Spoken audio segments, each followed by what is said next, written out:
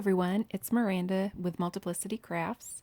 In today's video, we are going to cover 10 ideas for your paper scraps. So let's jump right in.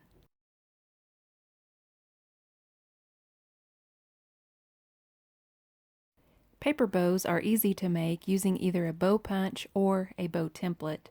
For my paper bows, I've cut out the pieces of the bow from a free online template linked in my blog post below. So as you'll see here, I traced around the template on a scrap piece of paper and cut out the pieces with my scissors. Constructing the bow is very easy. I am using glue dots, but you can use a hot glue gun or liquid glue. Basically, you'll want to fold the outer two ends of the bow onto the center part and glue those in place. This is what will form your bow. The next step is to add a contrasting color strip to the center of the bow. Simply wrap around and glue down.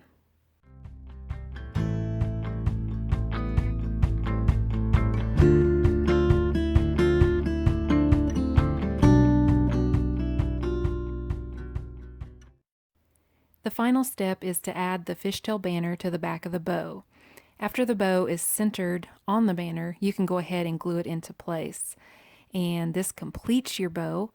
And another idea is that you can also make them into bow paperclip toppers if you choose.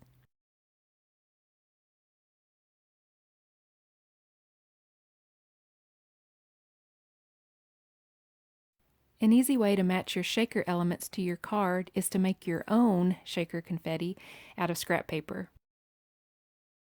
Now all you'll need is just a hole punch or shaped punches. And using your scrap paper, you just want to use your hole punch all the way around. Again, it's up to you if you choose to use like a circle punch or a shaped punch.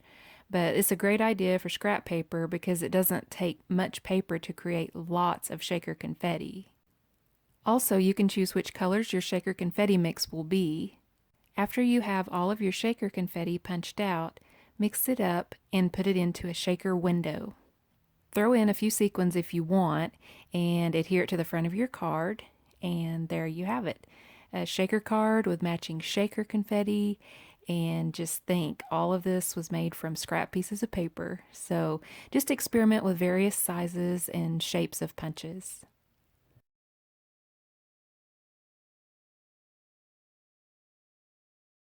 Most handmade cards will have a sentiment on the front, so why not make up some little sentiment banners for your cards out of your scrap pieces of paper. And as you can see here, I'm just running a die through my Sizzix Big Shot machine, and you can cut out all shapes and sizes and colors of sentiment banners from scrap papers that you have on hand. Now if you choose, you can even take this idea a step further and pre-stamp your sentiment die cut banners as shown. This will save you time when crafting, and it's also great for mass production of similar looking cards.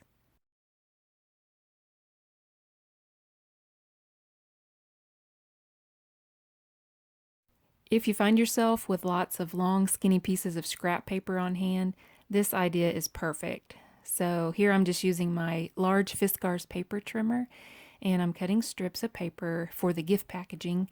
And don't worry, they don't have to be perfectly measured. You can just cut a few strips in various colors, as you can see here. Now after you finish cutting your strips, you'll want to fold them in a zigzag accordion type pattern. And if you don't have a paper trimmer, scissors will do the trick also. I find it's also easier to hand cut your paper scraps that may not be so wide. But it really doesn't take long to cut enough strips to make up your own gift packaging. Remember, after you cut, you just want to fold in a zigzag accordion pattern. Now, if you don't have need of gift packaging, you could also use these long skinny strips for paper quilling, or you could even make your own paper beads with these. So there's lots of ideas, but if making gift packaging, I find it looks best to mix a couple of different colors together just to give it a little contrast, but the choice is really yours. And P.S. if you want to know how to hand fold your very own gift boxes, you can also check out my blog. I have a link to my previous tutorial on how I hand folded my own gift box. So But really, it's fun to match the crinkle cut to your gift packaging. So if you have the matching papers, that'll just make it even more coordinated and it just looks really nice when presenting a gift.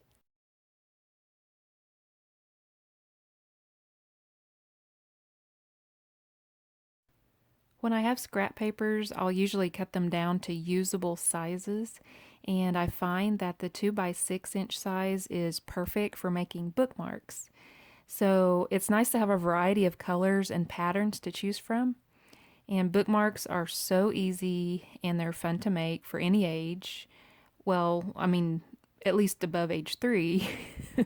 But alternately, you can also use these 2 by 6 panels for Bible journaling too. So there's many ideas to use these panels for.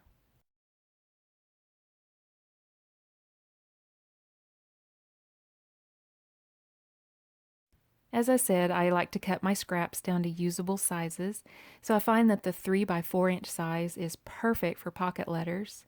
And it's nice to have plenty of panels pre-cut so I can focus more, on the fun creative part of creating the pocket letter than on the tedious cutting and measuring. So if you've never made a pocket letter before, you can read more about them over at my blog.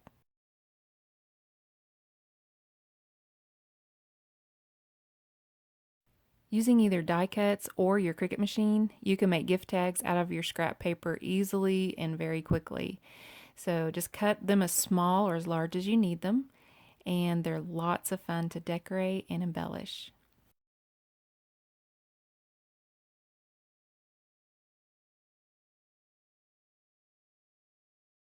Speaking of embellishments, they can be used on so many of your crafts, and you really don't need much paper to make some really, really cute embellishments. And that's why I guess they're, a great idea for the scrap pieces of paper you have left over because you really don't need much.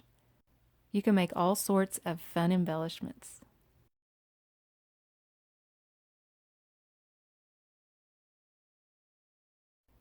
You can make a very quick and easy card using a 1-inch punch and some scrap paper. So this polka dot card is my go-to card when I'm strapped for time. And I find that it's perfect for really any occasion. It's fine for men, women, boys, girls. It's a nice universal card that you can use. And you can see here are some examples of polka dot cards I've made.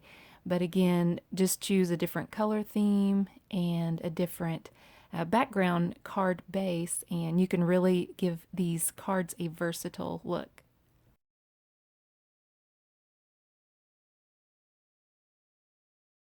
Last Christmas, I used my scrap paper and I actually made my own envelope seals. But for this example, I will show you how quick and easy it is to make a gold foiled envelope seal. So with my smallest scrap papers, I like to punch out circles for this purpose, really. All you have to do is place the circle into the Xyron sticker maker and just rub the back of the adhesive strip to transfer the adhesive onto the circle. And you just want to peel off the cellophane and add to your envelope. It's so easy. This helps keep your envelope sealed, but it adds a lot of nice decoration, and you could even consider stamping maybe an initial on the back of your envelope seal to customize it to the person's name. So I hope these ideas were helpful to you, and if they were, don't forget to subscribe and give this video a thumbs up, and see all the links in the description box below. Thank you so much for watching.